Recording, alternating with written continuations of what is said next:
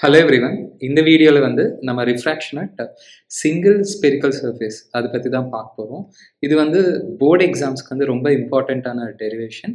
நீட்க்கும் ஐஐடிக்கும் இது பேஸ் பண்ணி கொஷின்ஸ் ரெகுலராக கேட்டுட்டு இருக்காங்க. Actually refraction at single spherical surface இருக்குது, டபுள் ஸ்பெரிக்கல் சர்ஃபேஸ் இருக்குது. டபுள் ஸ்பெரிக்கல் சர்ஃபேஸ் தான் நம்ம லென்ஸ் அப்படின்னு சொல்லுவோம். அது நெக்ஸ்ட் வீடியோவில் பார்க்கலாம். ஸோ இந்த வீடியோவில் ஓன்லி சிங்கிள் சர்ஃபேஸ். இதுக்கு எக்ஸாம்பிள் ஃபிஷ் பவுல் எடுத்துக்கலாம்.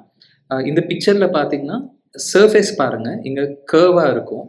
ஃபிஷ் உள்ளே இருக்கும் பாருங்கள். இப்போ ஃபிஷ்லேருந்து வர லைட் ரே இங்கே என்ன ஆகும்னா ரிஃப்ராக்ட் ஆகும். இந்த சர்ஃபேஸ் கிட்ட ரிஃப்ராக்ட் ஆகும். கவனிச்சிங்கன்னா அந்த சர்ஃபேஸ் ஸ்பெரிக்கலாக இருக்குது. இந்த ஃபிஷ் பவுல் எல்லாம் பார்த்தீங்கன்னா ஒரிஜினலாக ஃபிஷ் ஒரு இடத்துல இருக்கும், பட் நம்மளுக்கு கிட்டத்தில் இருக்க மாதிரி தெரியும்.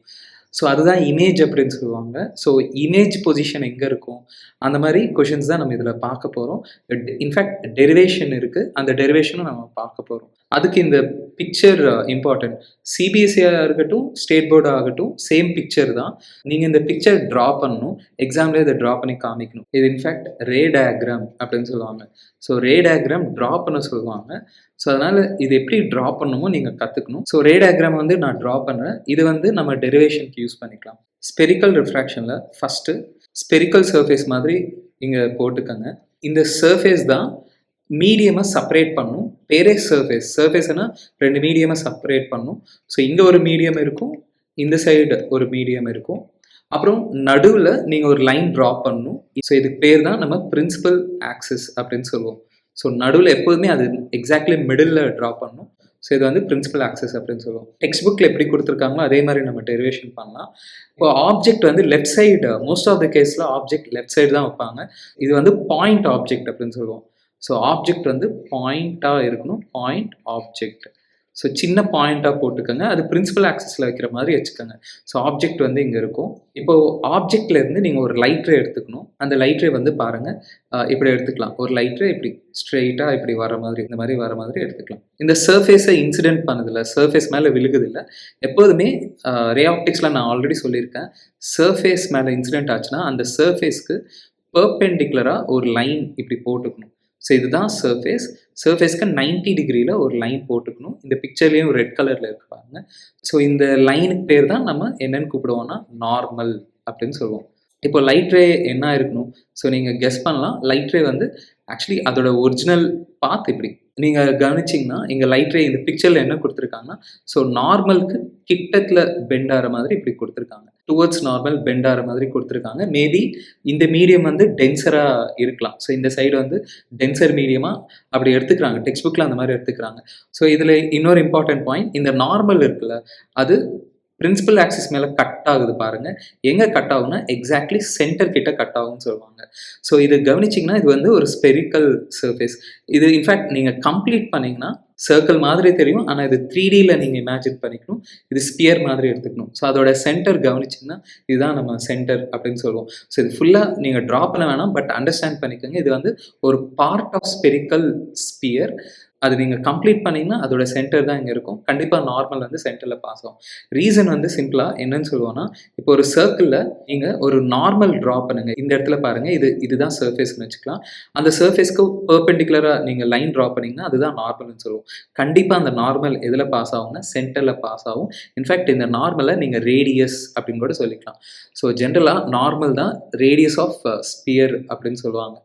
ஸோ அதனால தான் நார்மல் எப்போதுமே சென்டரில் பாஸ் ஆகும். இந்த பாயிண்ட்டை நீங்கள் ஞாபகம் வச்சுக்கணும். அப்புறம் இன்னொரு லைட் ரே எடுத்துக்கோங்க.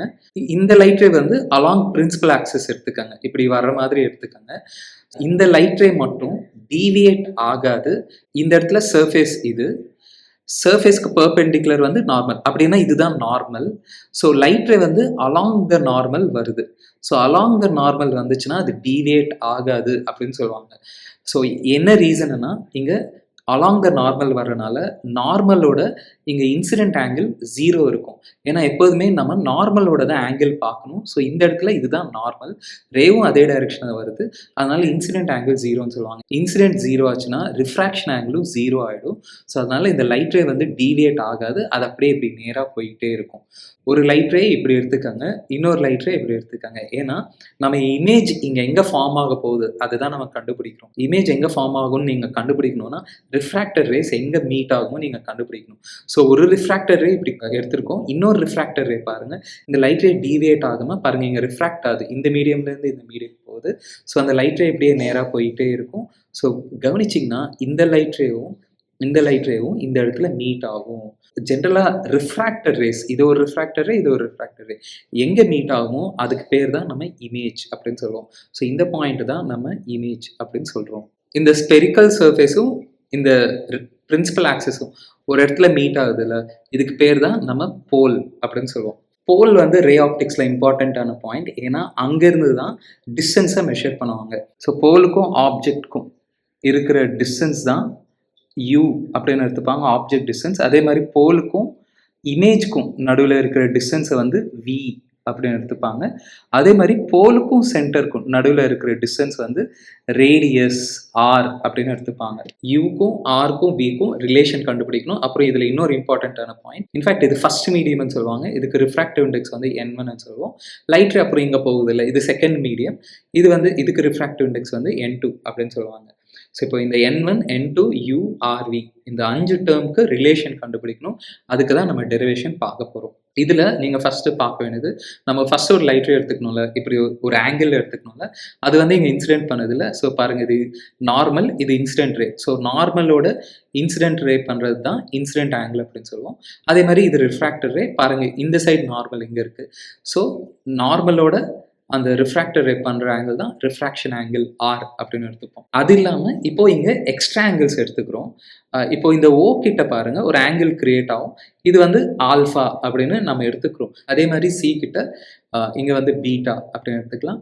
ஐ கிட்ட இங்கே ஆங்கிள் வந்து காமா அப்படின்னு எடுத்துக்கலாம். ஸோ இது இப்படி எடுத்துக்கினா கொஞ்சம் ஈஸியராக இருக்கும், ஈஸியாக நீங்கள் இதை டிரைவ் பண்ணலாம். அப்புறம் இந்த பாயிண்ட் இங்கே இன்சிடென்ட் ஆகுதுல, இங்கே வந்து இதுக்கு பேர் வந்து என் அப்படின்னு வச்சுக்கலாம். இங்கே ஒரு அப்ராக்சிமேஷன் எடுத்துப்பாங்க, என்னென்னா இந்த கர்வாக இருக்குல்ல, ஸோ அந்த கர்வை ஆல்மோஸ்ட் வெர்டிக்கல் ஸ்ட்ரெயிட் லைன் மாதிரி இங்கே ஒரு அப்ராக்சிமேஷன் எடுத்துப்பாங்க. ஸோ இந்த பிக்சரில் இங்கே இருக்கு பாருங்கள், இந்த டெரிவேஷனில் இது இம்பார்ட்டண்ட்டான பாயிண்ட்டு. ஸோ இது ஆல்மோஸ்ட் இந்த இடத்துக்கூட நீங்கள் பி அப்படின்னு கூட எடுத்துக்கலாம். ஸோ ரெண்டுமே சிமிலர் தான். ஸோ இந்த கர்வை ஆல்மோஸ்ட் நம்ம ஒரு வெர்டிக்கல் ஸ்ட்ரெயிட் லைன் மாதிரி இங்கே எடுத்துக்கிறோம். ஏன் எடுத்துக்கிறோன்னா இங்கே நிறைய ட்ராங்கிள்ஸ் இருக்கு பாருங்க, இந்த ட்ராங்கிள்ஸ் யூஸ் பண்ணி தான் நம்ம டெரிவேஷன் பார்க்க போகிறோம். இன் ட்ராங்கிள் ஓஎன்பி, ஸோ ஓஎன்பி ட்ராங்கிளில் பாருங்கள், இதுலேருந்து நீங்கள் என்ன கண்டுபிடிக்கலாம்னா tan ஆல்ஃபா கண்டுபிடிக்கலாம், ஆல்ஃபா ஆங்கிள். ஸோ எதுக்கு ஆல்ஃபா கண்டுபிடிக்கிறோம் நான் சொல்கிறேங்க. ஸோ ஃபஸ்ட்டு இந்த ஆல்ஃபா கண்டுபிடிச்சிடலாம். tan alpha is equal to, so இந்த ட்ராங்கிளில் பார்த்தீங்கன்னா tan alpha is equal to என்னன்னு சொல்லுவோம், ஆப்போசிட், ஜென்ரலாக tan opposite side by adjacent வந்து ஓபி அப்படின்னு எடுத்துக்கலாம். ஸோ tan ஆல்ஃபா வந்து இந்த மாதிரி எடுத்துக்கலாம்.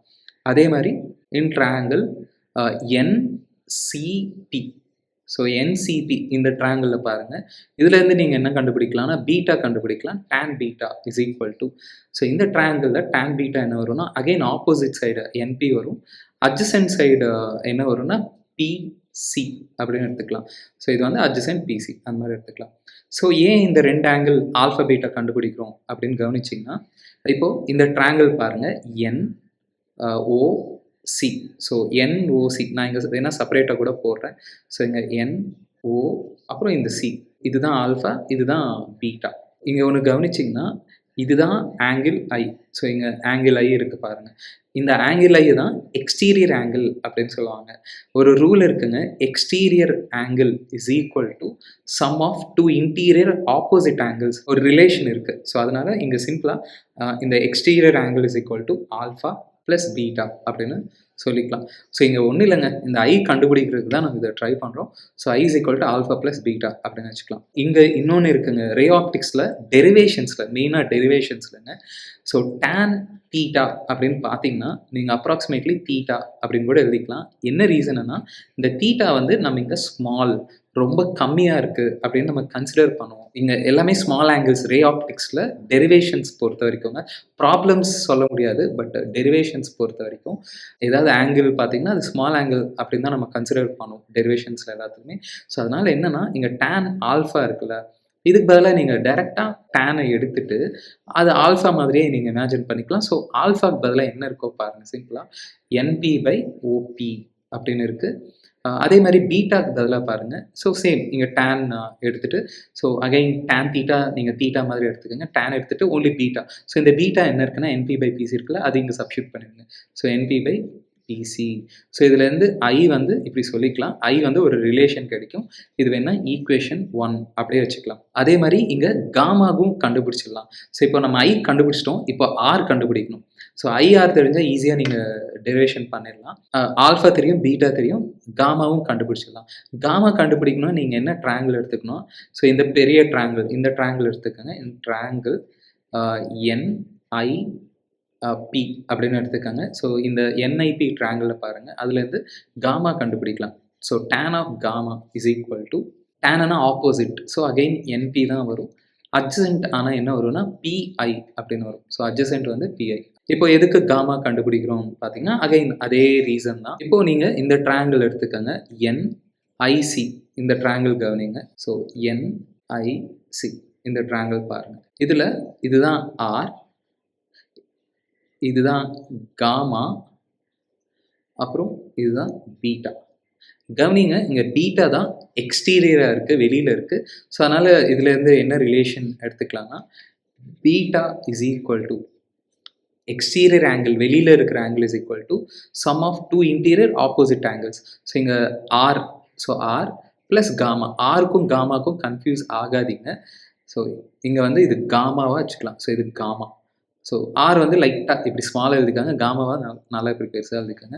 So beta is equal to sum of two interior opposite angles. இது ரெண்டுத்தையும் ஆட் பண்ணிக்கோங்க. ஸோ இதுலேருந்து நம்மளுக்கு R தான் வேணும். So R is equal to beta minus gamma எழுதிக்கலாம். Beta minus gamma. R is equal to beta already நம்ம கண்டுபிடிச்சிருக்கோம், NP/PC. காமா என்னன்னு பார்த்தீங்கன்னா, அகைன் இங்கே டேனை எடுத்துருங்க. ஸோ காமா என்ன வரும்னா NP/PI அப்படின்னு வரும். ஸோ இதுலேருந்து நம்ம ஆரும் கண்டுபிடிச்சிட்டோம். இது வந்து செகண்ட் ஈக்குவேஷன் அப்படின்னு வச்சுக்கோங்க. இப்போ நம்ம இந்த 1 2 எங்கே சப்ஸ்டியூட் பண்ண போகிறோம்னா ஸ்னெல்ஸ் லால.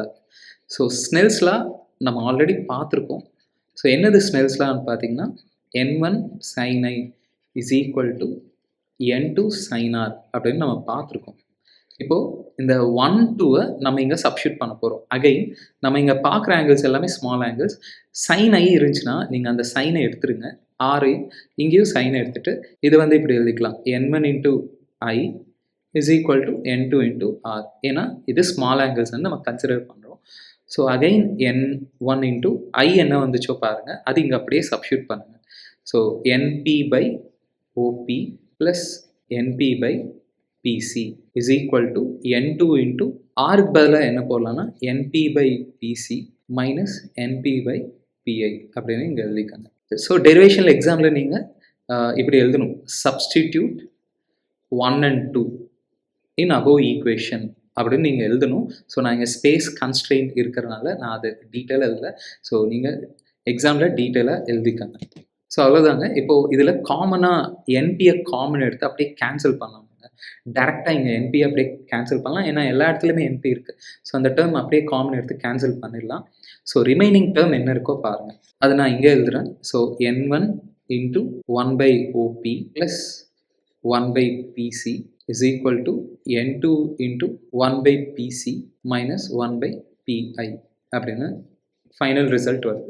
இப்போ நீங்கள் என்ன பண்ணணும்னா UVRல இந்த வேல்யூஸை நீங்கள் சப்ஸ்டியூட் பண்ணணும். நீங்கள் ஒன்று கவனிங்க, OP அப்படின்னா என்னன்னு பார்த்தீங்கன்னா, ஓவன ஆப்ஜெக்ட் பிஎன போல். ஸோ இந்த டிஸ்டன்ஸை நம்ம U அப்படின்னு எழுதிக்கலாம்.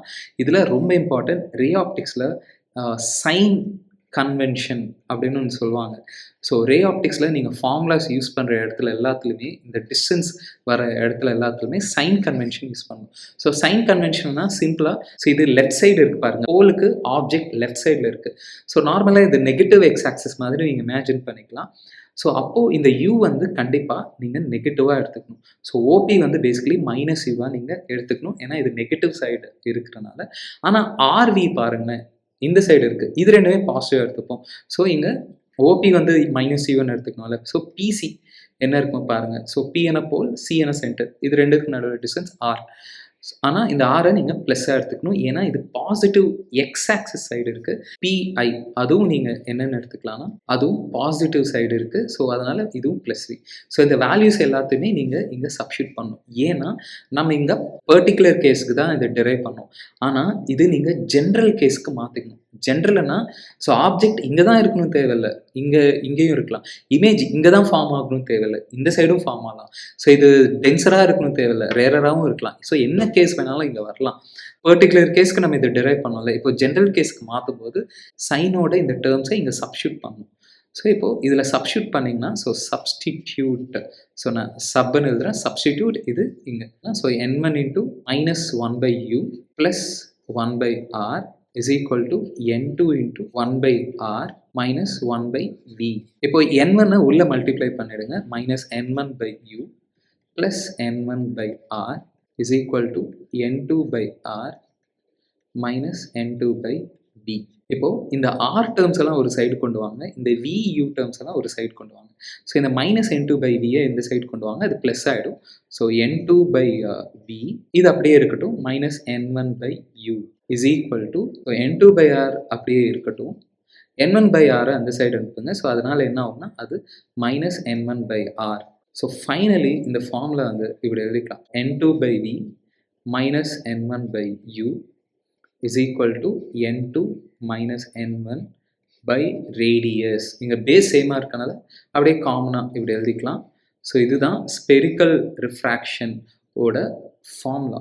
இந்த எக்ஸாம்பிள் பாருங்க. இது state board text book problem தான். ஆனால் இது சிபிஎஸ்சிக்கும் நீட் ஐஐடிக்கும் இம்பார்ட்டண்ட்டான எக்ஸாம்பிள்.